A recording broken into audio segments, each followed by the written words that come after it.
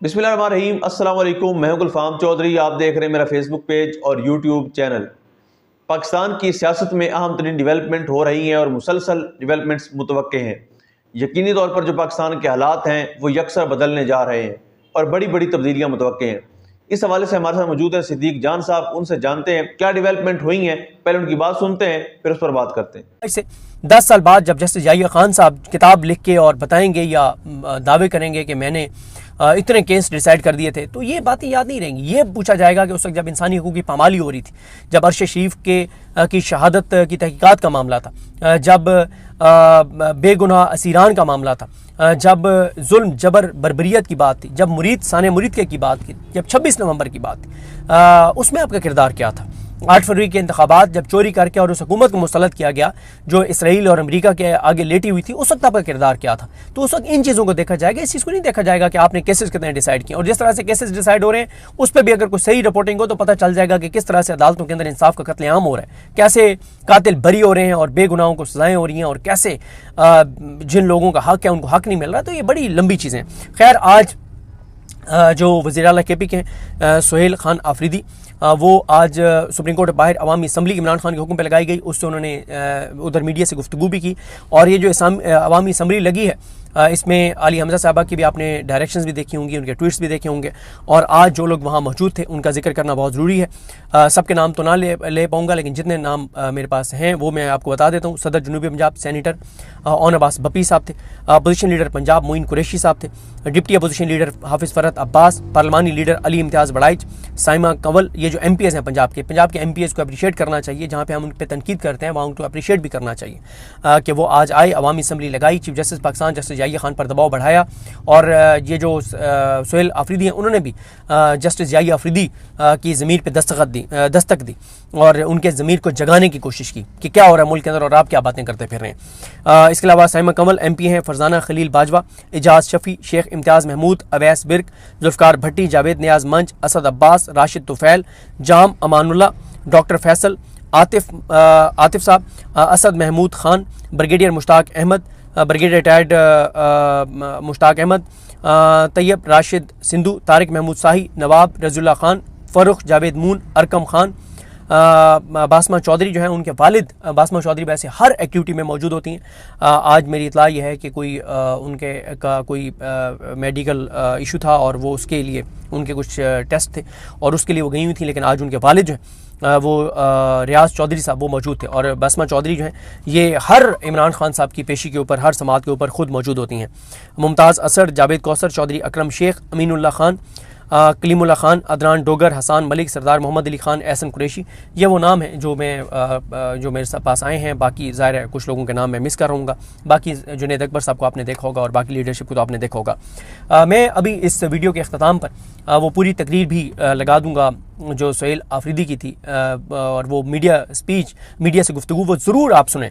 लेकिन मुख्तसर बता देता हूँ, उन्होंने आज जस्टिस याहिया खान के ज़मीर पर दस्तक देते हुए कहा है कि आइन का तबाह हो गया है, पाकिस्तान बर्बाद हो गया है, आने वाली नस्लों का मुस्तकबिल तारीक नज़र आता है और इंसानी हकूक़ की पामालियाँ हो रही हैं। डॉक्टर यास्मीन राशिद, एजाज चौधरी साहब समेत तमाम असीरान की उन्होंने बात की कि वो नाहक कैद हैं। हसान न्याजी समेत तमाम नाहक कैद हैं, उनके केसेस नहीं लग रहे और आइन की पामाली हो रही है। पूरी दुनिया देख रही है, लेकिन अगर नज़र नहीं आ रहा तो जस्टिस याहिया खान साहब आपको नज़र नहीं आ रहा। उन्होंने कहा कि अदलिया के फैसले एक हवालदार भी नहीं मानता, ये वक़्त और औकात है आपकी अदलिया की।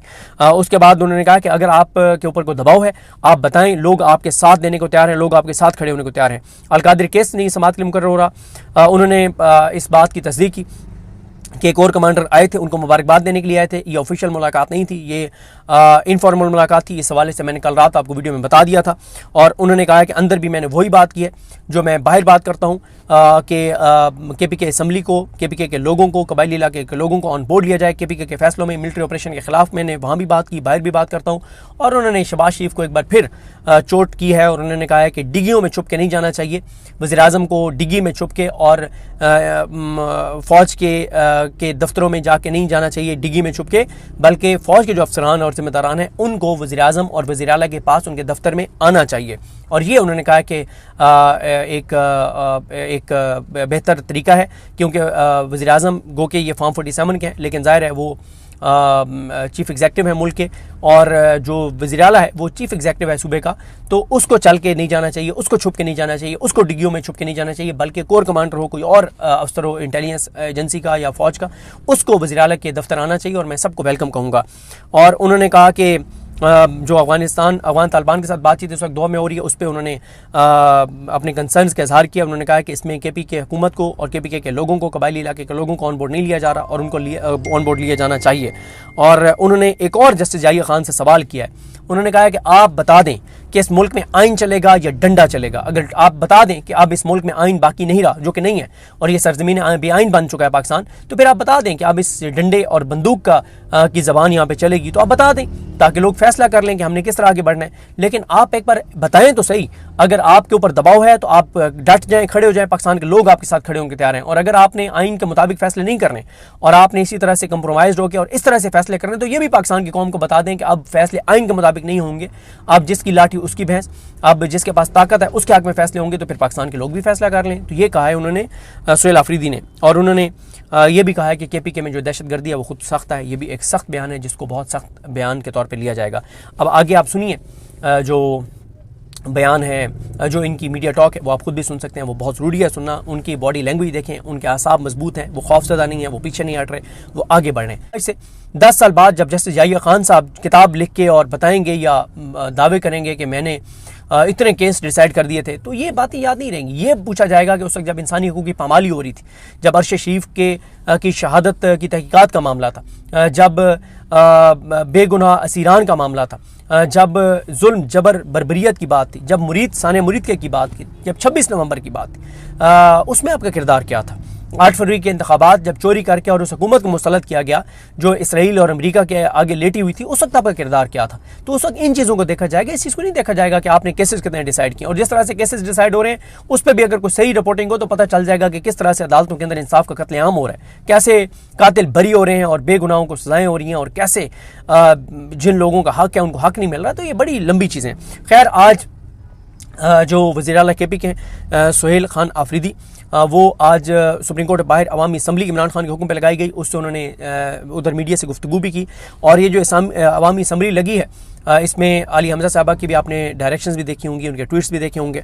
और आज जो लोग वहाँ मौजूद थे उनका जिक्र करना बहुत ज़रूरी है। सबके नाम तो ना ले पाऊँगा, लेकिन जितने नाम मेरे पास हैं वो मैं आपको बता देता हूँ। सदर जनूबी पंजाब सेनेटर ओन अब्बास बप्पी साहब थे, अपोजिशन लीडर पंजाब मोइन कुरैशी साहब थे, डिप्टी अपोजिशन लीडर हाफिज़ फरहत अब्बास, पार्लिमानी लीडर अली इम्तियाज़ बड़ाइच, साइमा कंवल। ये जो MPs हैं पंजाब के MPs को अप्रिशिएट करना चाहिए। जहाँ पे हम उन पर तनकीद करते हैं वहाँ उनको अप्रिशिएट भी करना चाहिए कि वो आज आए, अवामी असम्बली लगाई, chief justice Pakistan justice Yahya Khan पर दबाव बढ़ाया।